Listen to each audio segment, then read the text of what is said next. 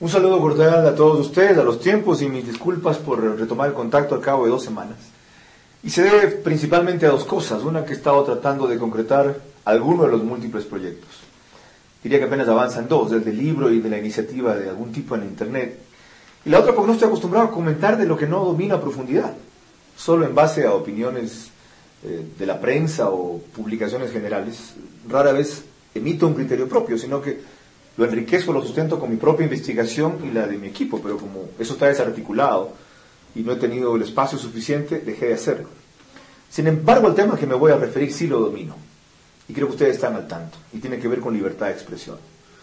Yo creo que es urgente que se forme un frente de periodistas que defendamos la libertad de expresión, no solo de patronos. No pretendo liderarlo, pero sí propiciarlo, y buscar a verdaderos símbolos o íconos de esta profesión, que siempre han estado en el periodismo, para que acojan la idea. Ustedes verán que ya son acciones las que hay contra la libertad de expresión, no amenazas. Lo de Teleamazonas fue el episodio más reciente. Le mandaron un mensaje muy claro a ese canal. Si ustedes siguen jodiendo, lo cierro. Por cubrir una noticia, no por generarla siquiera, por cubrirla, se atrevieron a asegurar que incurrían en infracciones o delitos por generar conmoción. ¿Cuál? ¿Vieron que se linchó a alguien? ¿Vieron que fueron a incendiar el centro de cómputo? ¿Vieron ustedes que se levantó algún cuartel?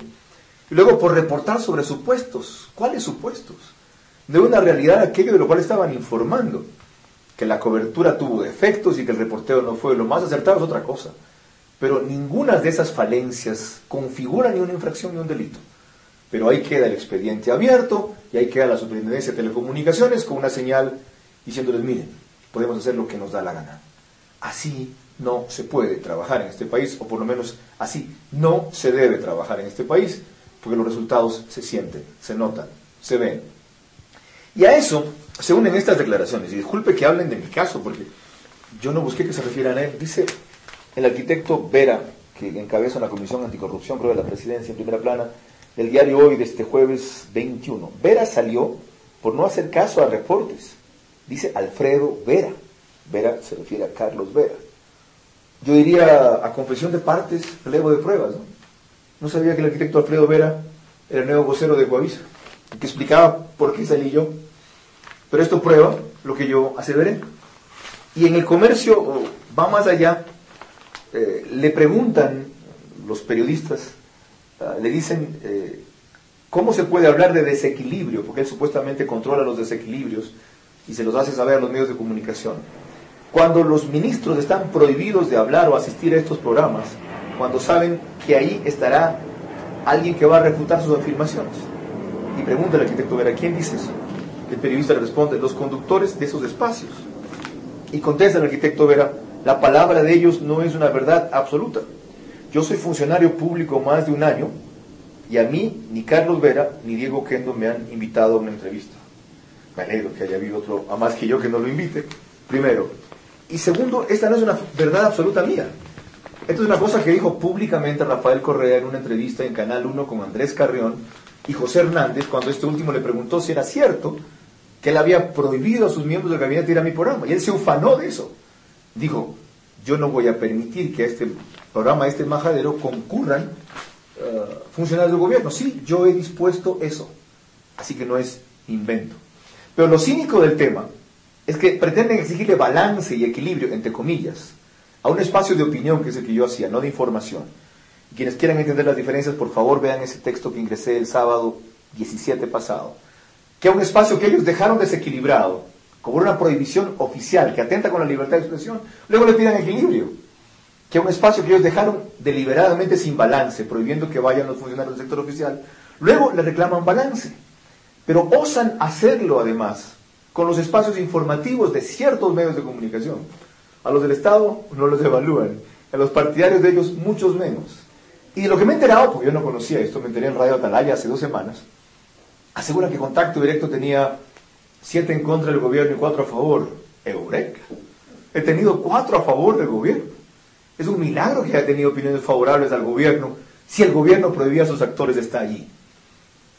Es un ejemplo de decencia, de democracia, de tratar de dar alternativas que se conseguía invitando a sus asambleístas, a sus partidarios o analistas, O asumiendo yo, cuando entrevistaba a los opositores, la posición contraria, por ejemplo, cuando tenía un interlocutor como Diego Ordóñez.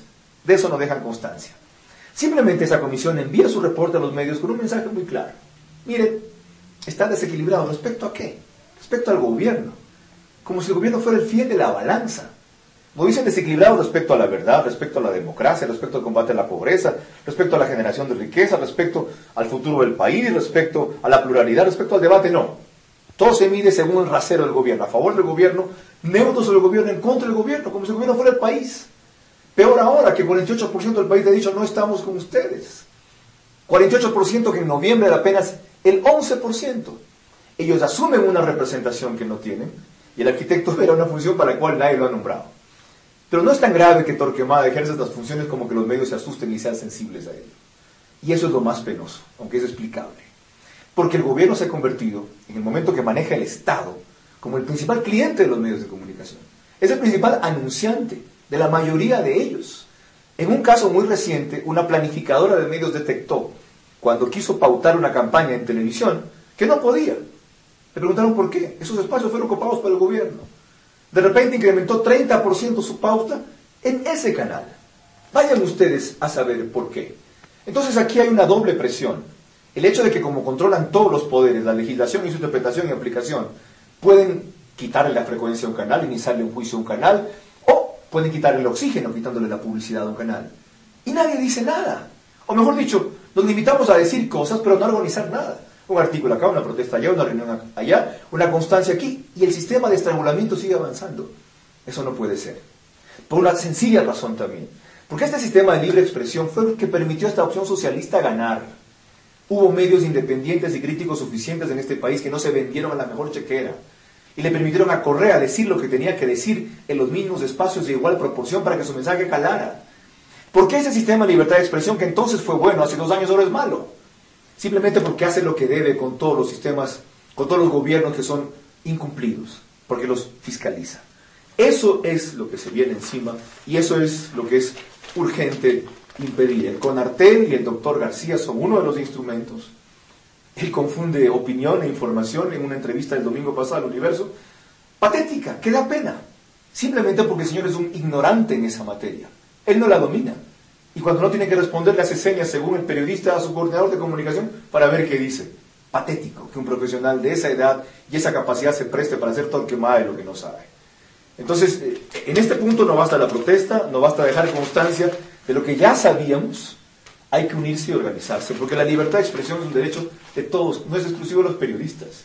Somos los principales beneficiados de ese derecho o representantes de ellos, pero es un derecho de los ciudadanos a través del periodista. ¿No cree, solo una pregunta, ¿no cree usted que la prensa es la principal responsable del ataque al gobierno? Porque al concentrarse únicamente o principalmente en los errores del gobierno o en las malas noticias, genera ese rechazo en el gobierno. Si es que la prensa también cubriera los aciertos o le diera igual tratamiento a los aciertos del gobierno, ellos no tendrían de qué quejarse. Pero al cubrir solamente sus errores, la prensa también está mostrando solo un lado de la tortilla y eso genera esa provocación también. Bueno, eso me dijo a mí Javier Alvarado. Y lo van a ver en un episodio del libro cuando me dice, pero tú solo te ocupas del gobierno. ¿Y de quién más me voy a ocupar? Si es el actor principal. Solo te refieres a Correa, que es el único actor político importante en este país. No, no es cierto que la prensa no destaque los aciertos. Lo que pasa es que ese es el rol menos importante. No nos toca. Para eso está el Estado, la propaganda, la cadena, la prensa oficial, los partidarios. Nos toca incidir en los errores. Es una característica de la prensa aquí y en todas partes. Reportar las anomalías. Aparte de que ellas son siempre mucho más noticia.